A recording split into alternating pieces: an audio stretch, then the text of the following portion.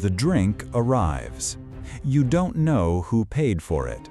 The man who slides it across the bar, or maybe the woman who just smiled at you, seems friendly enough.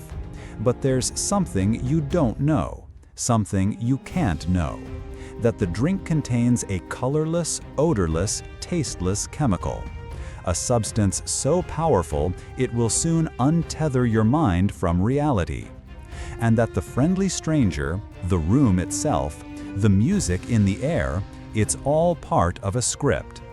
You are the unwitting subject of an experiment. And the men watching you from behind a two-way mirror, taking meticulous notes on your mental collapse, they aren't foreign spies or mobsters. They're agents of the United States government. And the man who designed this entire operation wasn't a rogue operative. He was one of the nation's most trusted scientists. In the quiet suburbs of Vienna, Virginia, there lived a man who seemed entirely unremarkable. His name was Sidney Gottlieb. He had a doctorate in chemistry from Caltech, one of the finest scientific minds of his generation. But he didn't carry himself with arrogance. He was a quiet man, a devoted husband and father who spoke with a gentle stutter. He was born with a clubfoot, which left him with a permanent limp. This physical imperfection exempted him from military service in World War II, a fact that friends said bothered him his entire life. He felt a deep, burning need to serve his country, to prove his patriotism in a way a soldier's uniform never could. His private life was peculiar. He and his family lived on a rustic farm. For years, they chose to live without running water. They raised goats, grew their own food, and practiced folk dancing. He was a man of the earth, a gentle chemist who seemed more at home in a barn than in a sterile government laboratory. But this gentle chemist lived a double life. The year was 1951. The Cold War was not cold. It was a simmering, paranoid fever. In Korea, American POWs were appearing on camera, denouncing their country and confessing to crimes they hadn't committed. The footage terrified Washington. The Soviets, they believed, had discovered the key to shattering the human will: brainwashing, mind control. To the men running the newly formed Central Intelligence Agency, this was an existential threat. America was falling behind in a new kind of arms race, an arms race for the mind. The CIA's director, Allen Dulles, was a man who believed in fighting fire with fire. He didn't want to just counter the Soviet threat. He wanted to create his own arsenal of mind-altering weapons. He needed a truth serum that could break any spy, a hypnosis technique that could create an assassin, a pill that could erase a man's allegiances. He needed a magician. And in a small office in Washington, he found one. Richard Helms, a rising star in the agency, introduced Dulles to the quiet chemist with the limp and the stutter. He introduced him to Sidney Gottlieb. Here was a man with a brilliant scientific mind, unburdened by battlefield experience, but fueled by a profound desire to serve. A man whose eccentricities suggested a mind that thought outside the conventional lines. Dulles saw exactly what he needed. Gottlieb was brought into a secure room. The mission he was offered was unprecedented. He was to lead a new, top-secret division of the CIA's technical services. His objective: to explore every conceivable method of controlling human consciousness. Drugs, hypnosis, sensory deprivation, psychological torture, paranormal phenomena. Nothing was off the table. He was given a code name: Joseph Scheider. He was given a budget that was essentially limitless, and, most importantly, functionally invisible on any official record. And he was given a license from the highest levels of American intelligence to operate completely outside the law, to break any moral or ethical boundary in the name of national security. The stuttering chemist from the goat farm accepted without hesitation. This was his chance to serve, to do what the soldiers couldn't. He named the project. He called it MKUltra. And with that, Sidney Gottlieb stepped from the light into the deepest shadow of the American state, and the descent began. Gottlieb's first task was to find his holy grail, the perfect mind control drug. He became a kind of dark alchemist, dispatching CIA agents around the globe to gather exotic botanicals and potent chemical compounds. He experimented with mescaline, barbiturates, heroin, cannabis, anything and everything that might unlock or break the human mind. Then, in 1952, his team was sent a research paper from the Sandoz laboratory in Switzerland. It described a substance first synthesized in 1938, a chemical derived from a fungus that grows on rye grain. A compound so potent, a microscopic dose could induce a powerful, hours-long psychosis. It was called lysergic acid diethylamide, LSD. Gottlieb had found his magic bullet. It was perfect, odorless, colorless, and easily dissolved in a liquid. It could be administered to someone without their knowledge.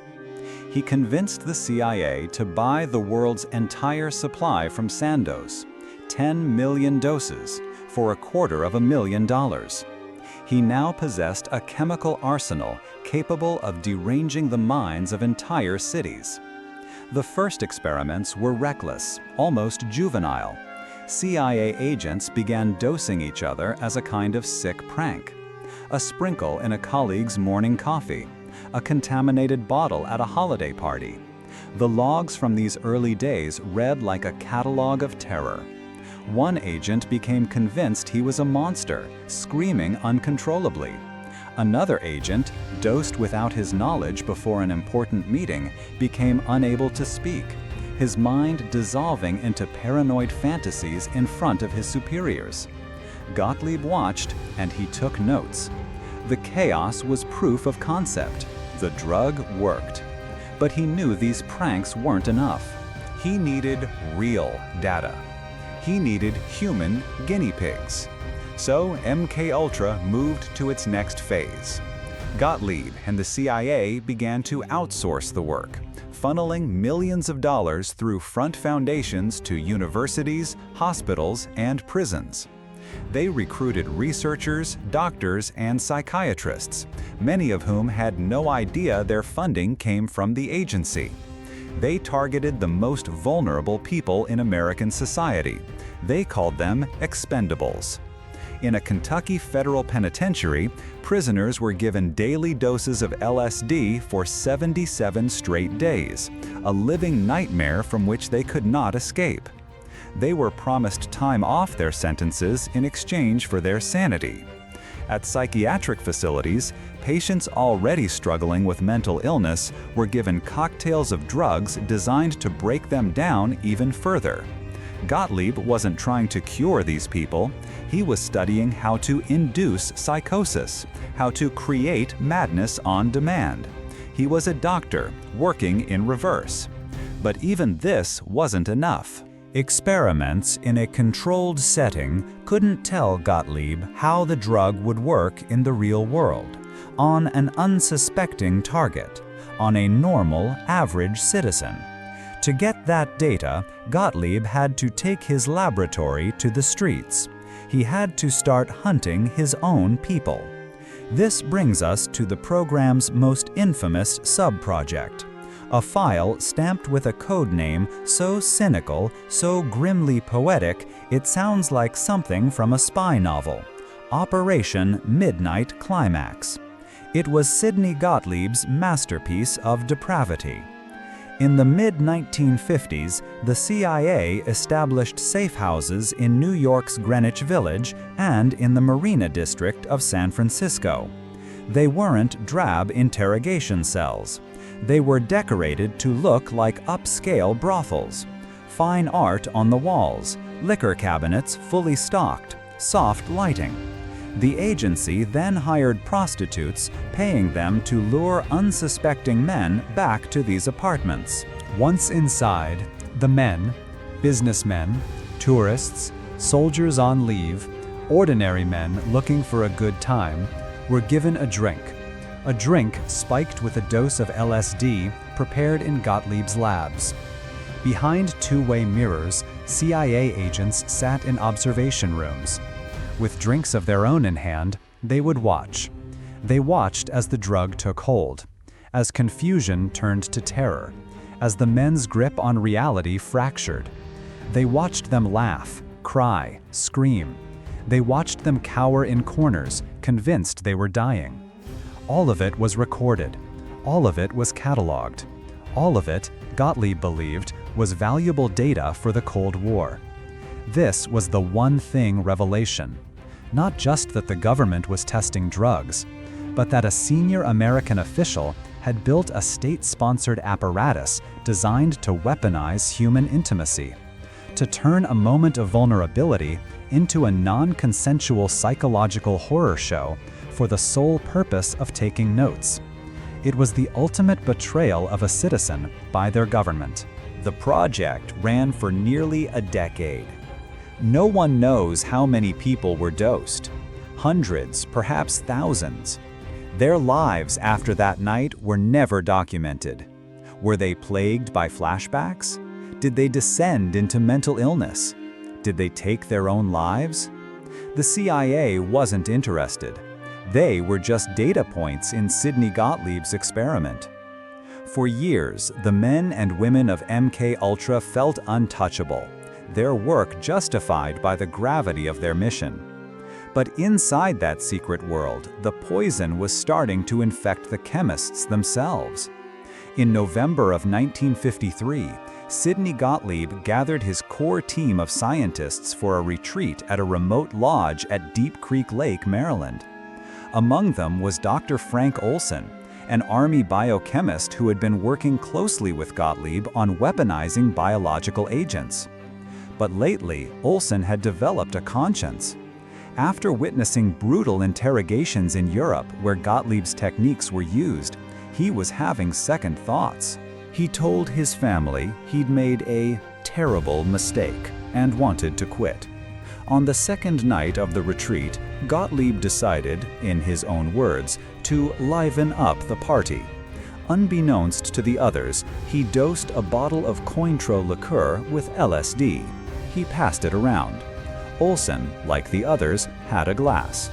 What for some was a strange and unsettling evening, for Frank Olson became a waking nightmare. Already wrestling with his guilt, the drug amplified his paranoia into a full-blown psychotic crisis.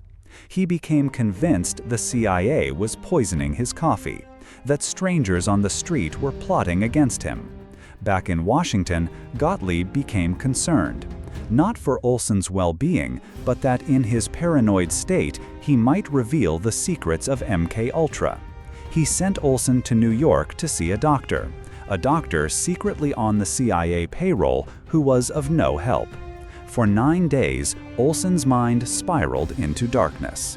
Then, in the early hours of November 28th, from the 13th floor window of the Statler Hotel in Manhattan, Frank Olson plunged to his death. The official story, written and disseminated by the CIA, was a tragedy, a sudden nervous breakdown leading to suicide. His family was told a lie, a cover story to bury a secret. But Frank Olson was not a suicide. He was a casualty, the first publicly known American casualty of the CIA's secret war on the mind. Sidney Gottlieb, the man who started it all, had dosed one of his own colleagues, watched his mind unravel, and did nothing to stop it. He simply cleaned up the mess and classified the file. The program and the horror continued. The line had been crossed, and now there was no going back. For 20 years, the secret held. The files on Frank Olson, on Operation Midnight Climax, on the hundreds of other MKUltra sub-projects were buried so deep they might as well have never existed. Sidney Gottlieb continued his work, eventually rising to become the chief of the Technical Services Division. The Shadow Doctor was now a senior executive. But secrets in Washington have a half-life.